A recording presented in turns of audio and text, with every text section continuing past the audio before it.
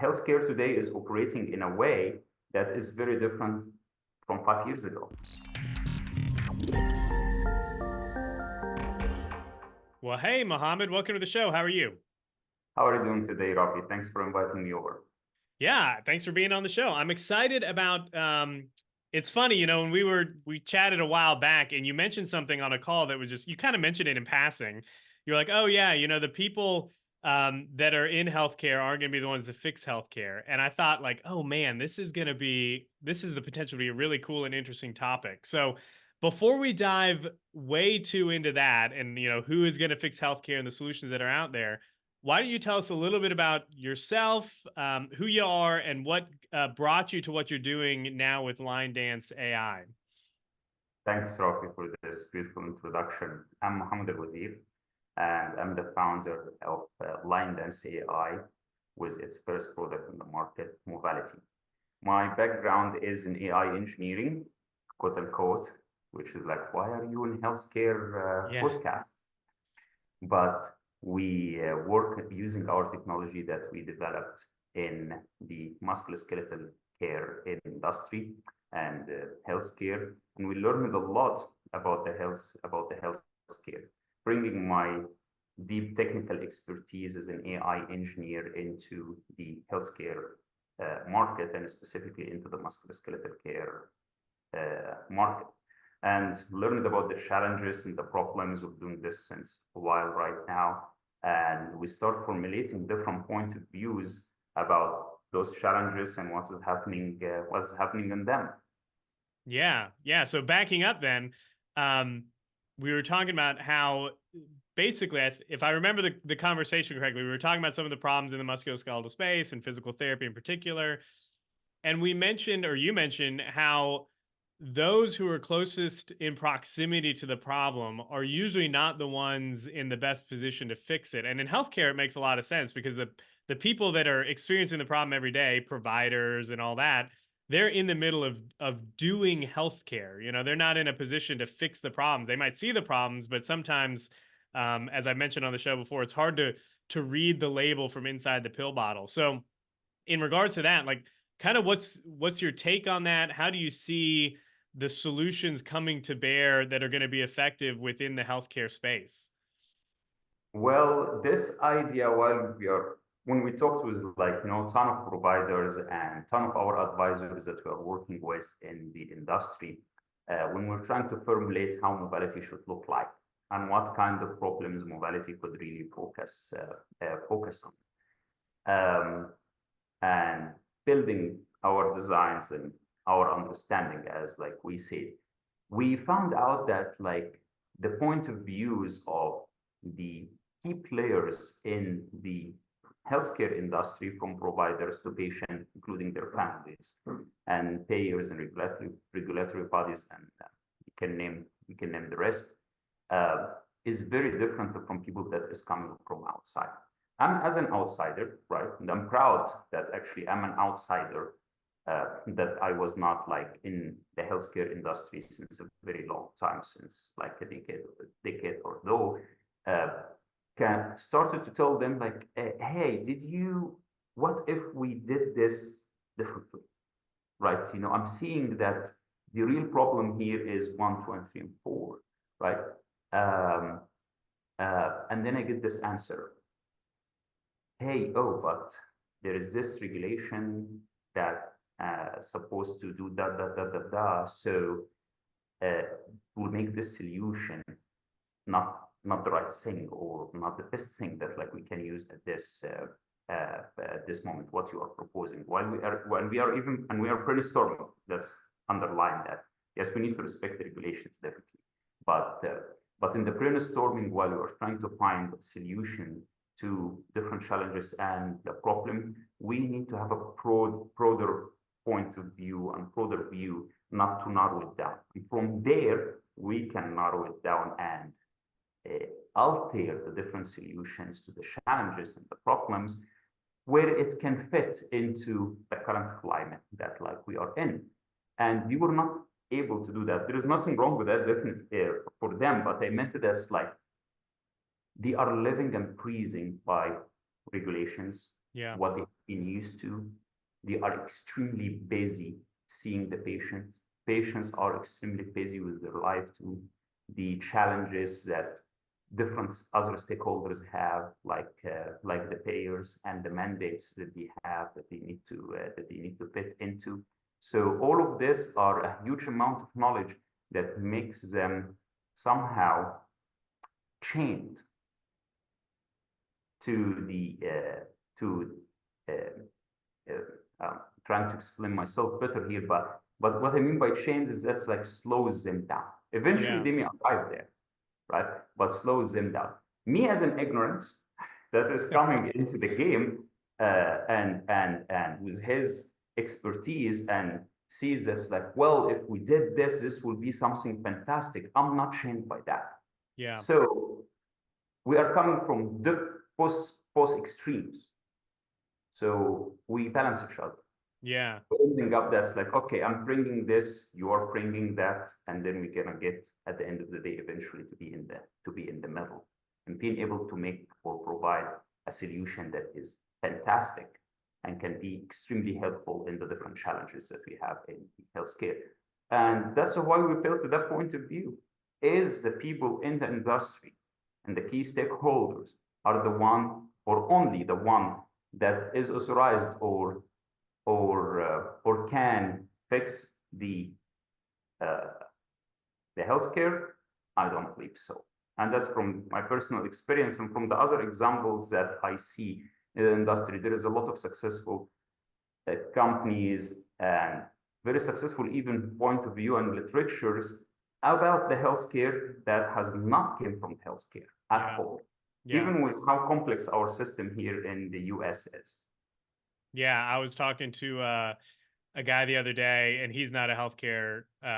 He's a tech guy as well, and he said, "Well, like the problem, one of the big problems in healthcare, and we were talking about the Change Healthcare cyber attack and what that caused, all the downstream problems that it caused for providers."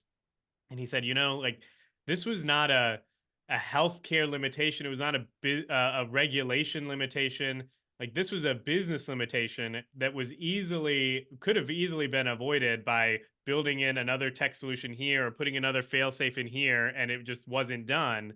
And it did kind of open my eyes to like, oh man, oftentimes those of us in healthcare, we think about the problem in healthcare as healthcare providers, and that's all we're seeing. And you and other people like you that understand the tech side, even understand the business side, can look at the problem and walk away with a solution that is very simple. And then it's just a matter of trying to figure out with providers, okay, how does this work within your workflow, or how do we build this, like you said, to kind of get to that a solution that is still simple, but that fits within the context of what providers are working with, right? Yeah, I 100% agree on here. But if even I drove more on this fantastic bantering that we were having and turned it into that beautiful podcast, um, uh, but are the people seeing that? That's a very important question. So is provider able to see that? Yeah. Usually, people does not trust someone that did not live in their house. Yeah. They come and say like, well, what do you really know? I understand, I respect your expertise as an AI expert and engineers and how sophisticated and scientific the projects that you run before. But like, you don't feel my pain. Yeah. Really, your payments has not changed like me, right? You are not suddenly in need to see an extra 30% or increasing your workload by extra 30% overnight, right? And managing all the rapid changes that's happening around our operation, right? So how could you? And what I'm vouching for here is like, well, a lot of people is trying, and we all want healthcare. It's something that's very important in our life, right? It's what allows us to do everything that we like. What allows me to be in the AI engineering in the field that like I appreciate and that I'm actually earning from it. Until this company all based on it, that like Lindens AI that we founded, right? So touches everyone's life, but when the problems keep getting bigger and bigger and bigger and bigger day after day, why don't we really give a chance to the people that are coming from outside the industry with their different point of view that could make us see something that we did not see before?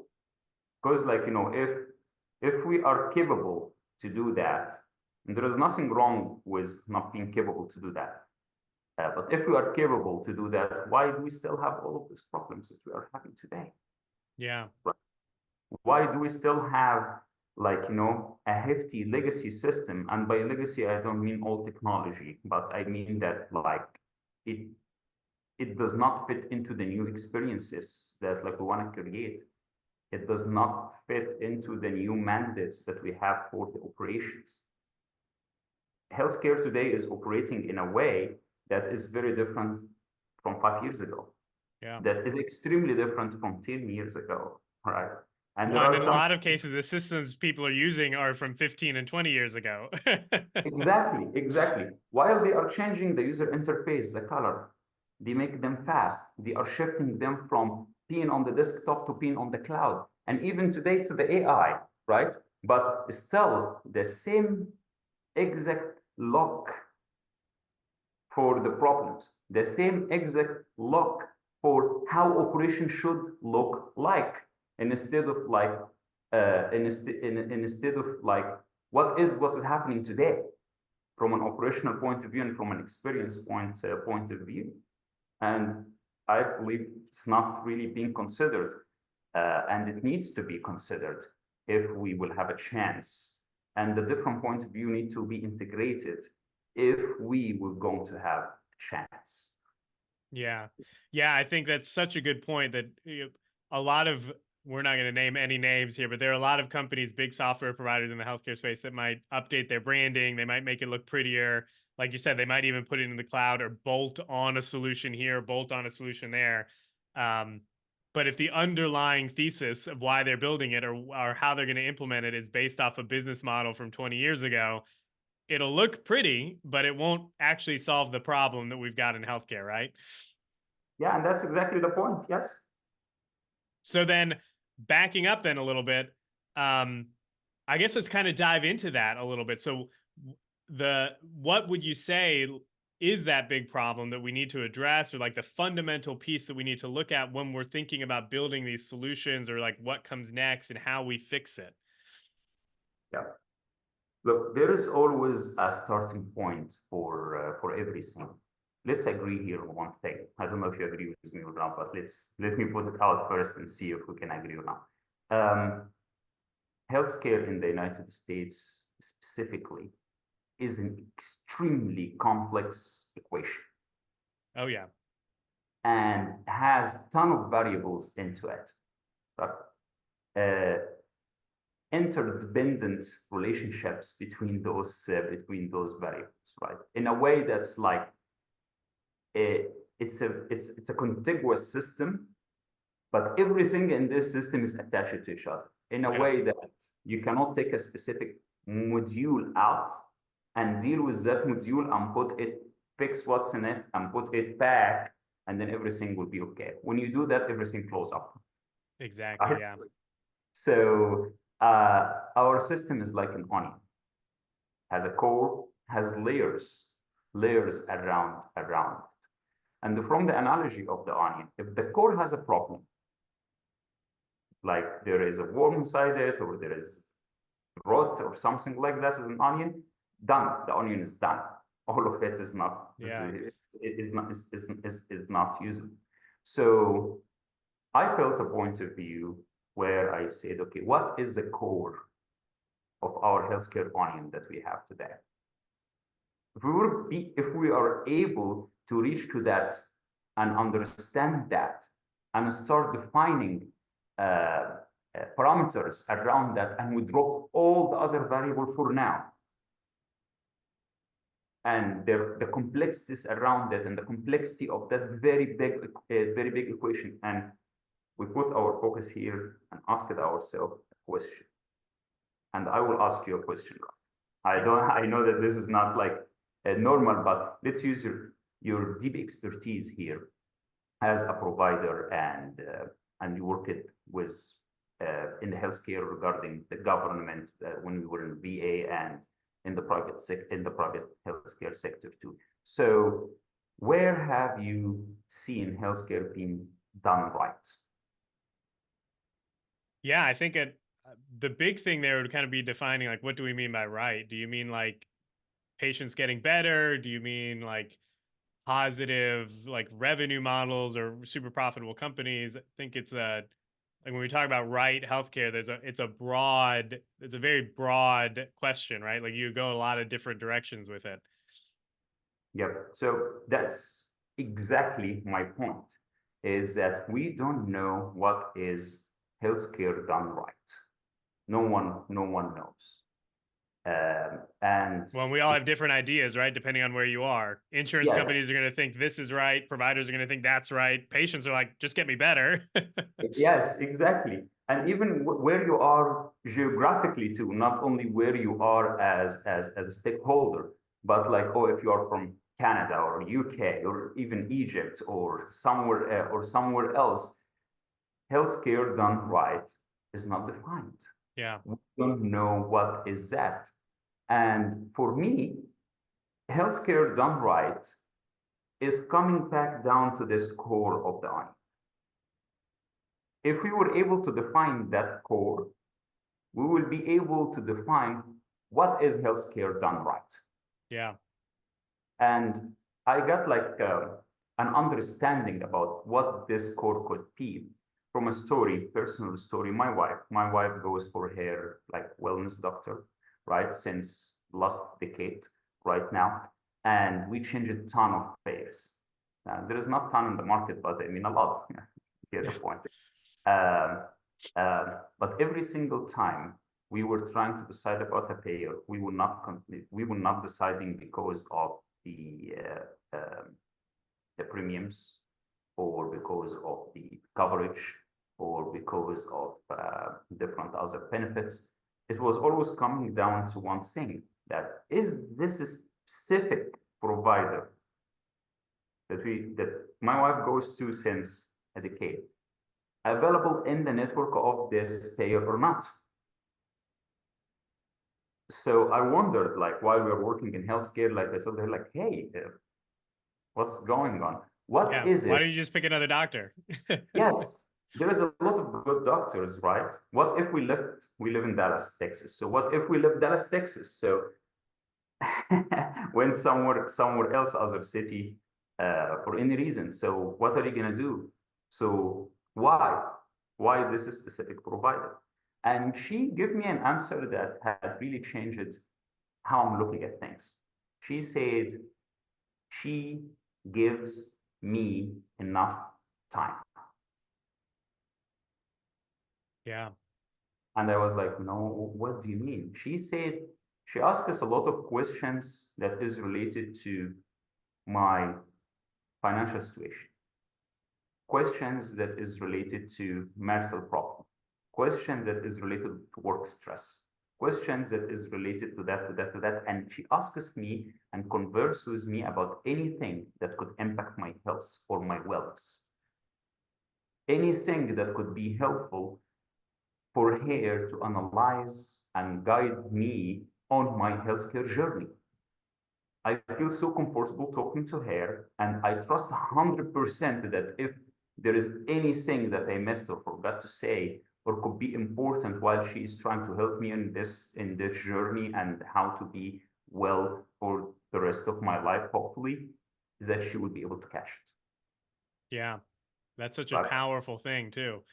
yes, and it made me think, like, look at that interaction. Look at how powerful this interaction is that makes a patient for full 10 years of his life choosing the other parameters of his health care based on that very simple, narrow, it could look at as a very Yeah. simple, narrow decision, and make me formulate that point of view of like the onion is the healthcare. The core of this onion is the interaction between the patient and the provider. Without this interaction, nothing else happens in the healthcare. And if we were able to get this interaction right, all the wrapping layers around it need to be serving this interaction, not to be standing against that definition, which could be anything of that interaction. So yeah, who is gonna fix the healthcare? How is healthcare is being done right? I'm gonna change those questions into what is the real core of the healthcare. And I believe that this real core is the interaction between the patient and the provider, specifically. Yeah. Yeah, no, I agree 100%. I've always told people like healthcare at the end of the day is a human experience. It's one person that's, healed in the art or skilled in the art of healing, helping another person on their own unique, health journey or something like that. So that, I think that's a pretty valuable insight to frame the context, right? Like we're not going to fix the problem of healthcare if the solutions we're building aren't addressing that specific issue of the provider sitting across from the patient and trying to help them. So I guess in relation to that, like what do we need to be focused on then when it comes to building a solution to quote unquote fix healthcare? Well, as complex as this question is, I believe it's this interaction. What is the solutions that could help us, or what is the new designs that we can provide into the market where we can, and I'm talking from my domain of authority, my domain of expertise, right? The technology. Yeah. There are some solutions that are not technological by any nature, and it has its own people that they can talk about it. But solutions that are focused in general on this interaction, solutions that is helping the providers to be extremely efficient, solutions that is helping the patients to find the right access, to find the right people, the way that they are looking for. Solutions that start us all the way from simplest task like scheduling an appointment to the most complex tasks like documenting the journey that this patient went through and his medical history. Yeah. So in all the angles, even technologies or solutions while you are delivering or conducting that specific care. I will say it frankly, let's drop everything else. As important as they are, but I don't think that everything else is the point of focus right now. Let's keep focusing on the core, and the core, as from my point of view, is this interaction between the patient and the provider. So let's keep focusing the solutions here, right? But is this really the responsibility of one stakeholder in this big group of stakeholders or not? I believe it's the responsibility of all of us. Yeah. And everyone has a role. Everyone has a role. So the providers, for example, I don't believe that they need to be searching for the solutions, but they are the one that needs to put their challenges and the problems out there, so that the people that are having the expertise and a general point of view and a bigger point of view or a different point of view can come in and take out of that and deliver something that is different, that could help them and help their patients. And when they are delivering it back, that providers are more open, so they can try new things and see if there could be something something different that could happen on the level of that interactions. Patients themselves is like while they are trusting their providers and understanding that the boundaries of the safety is not being touched, and that, like, I'm not going to give you some kind of medicine, for example, that had never been tested and stuff like that, and following all the regulation, all of that, saying that, and this trust is there. And he trusts his provider, and his provider telling him that we are working hard actually to make changes in general, not like for you specifically. And this is one of the changes that, like, we are thinking about. Would you like to be part of it? Would you like me to let me document you like this instead of like that for testing purposes, right? Would you like me? I will have a camera here that can track, for example, my something that I'm doing with you in a way that is like, going to help me for training and help me for this and help me for that later on and enhance my operations. And are you open for that? And we say, no, I don't want to be having in a room that have any kind of cameras regardless, right? But like,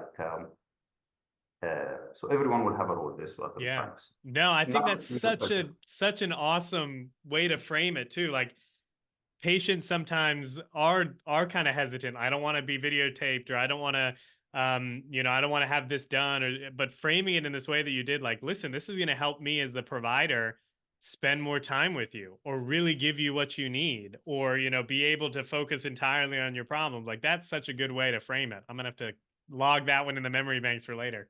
a good one. Yeah. So what about, so I mean, I guess ultimately you're talking about like solutions that you can put in that interaction that can be brought into that patient clinician interaction, that kind of, we said efficiency, but I think a lot of times when clinicians hear efficiency, they're thinking like, oh, I'm gonna have to bill more. What is this gonna do? But you're really talking about freeing up time that the provider can then use on their patients, right?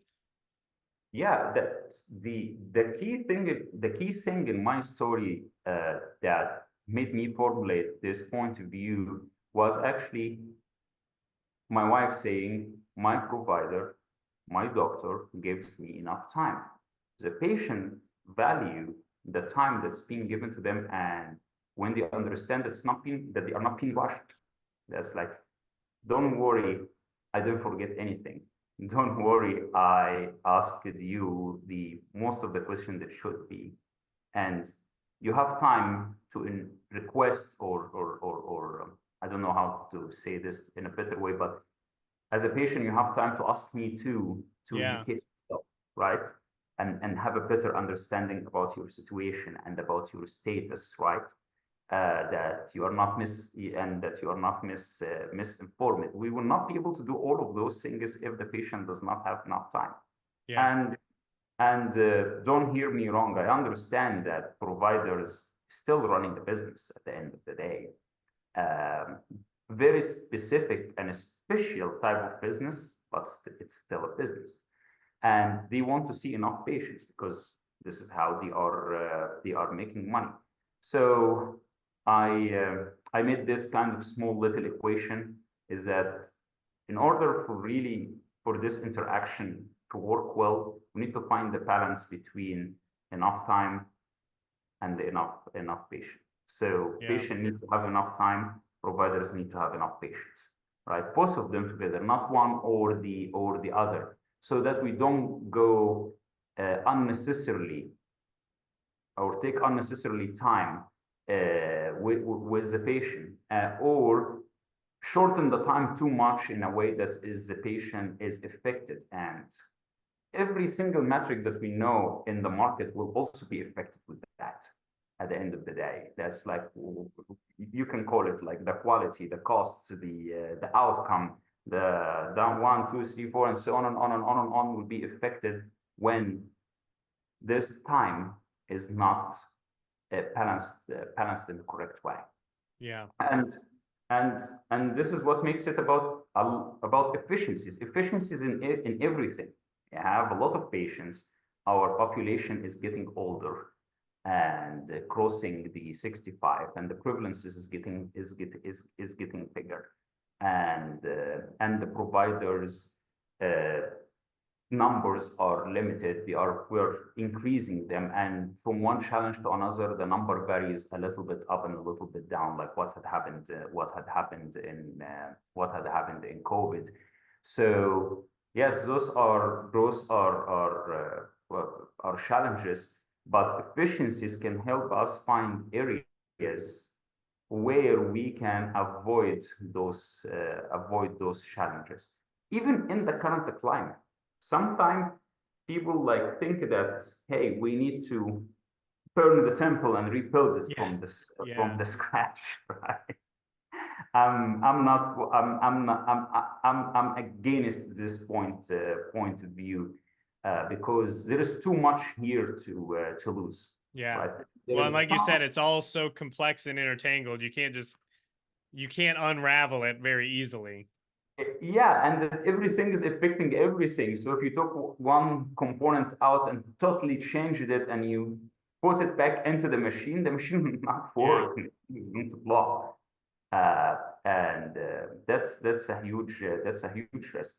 But with the part where changes could happen and create an impact even within the current climate, and have the potential for what could happen in the future.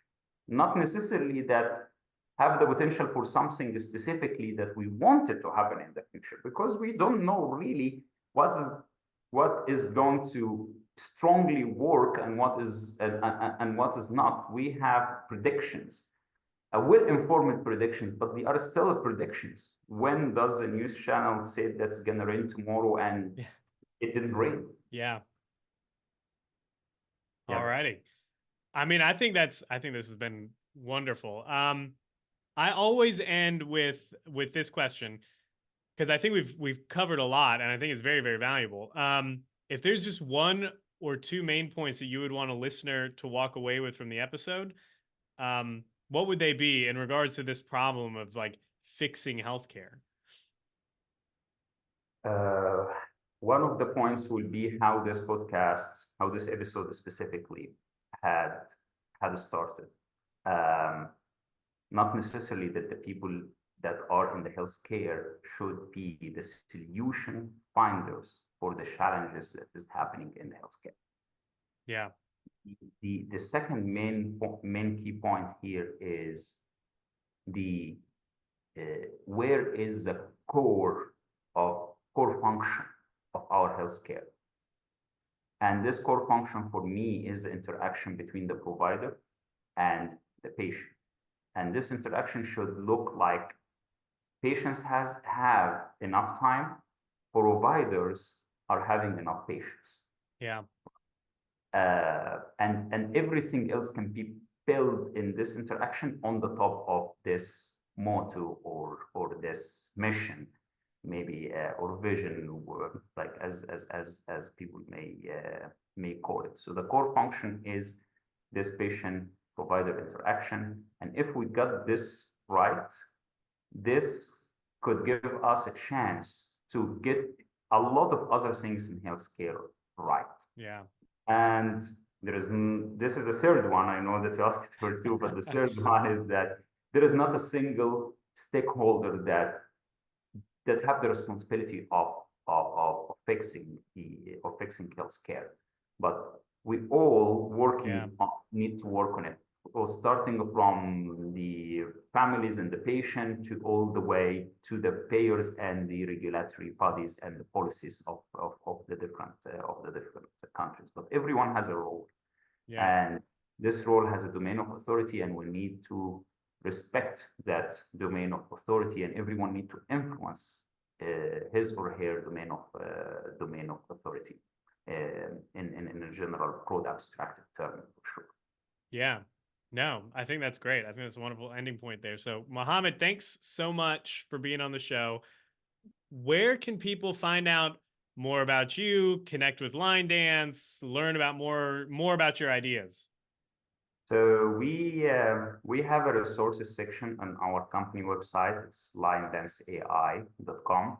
And line dance is coming from the line dancing that you usually see in the movies, or if you are living in Texas, you're Yeah, I was about familiar. to say Texas line dance. Yes. So it's linedanceai.com. We have a resources section in there where we publish our point of views and our ideas, and definitely talking about the different products that like we built on the top of our human movement comparative analysis technology that like we are using specifically with physical therapists today and on the whole musculoskeletal healthcare in the future. We also have our page still called Line Dance AI in LinkedIn, and we publish and conduct conversations in there with our fellow technologists and our fellow healthcare providers and experts to enrich more of those point of views and even communicate their point of views to that may influence or impact our point of view so that we can reach to a better outcome. Yeah. Awesome. And we'll link to all of that in the show notes and so people can go find and connect with you. So Mohammed, thanks so much. Have a good one. Thank you, Rocky. I appreciate it.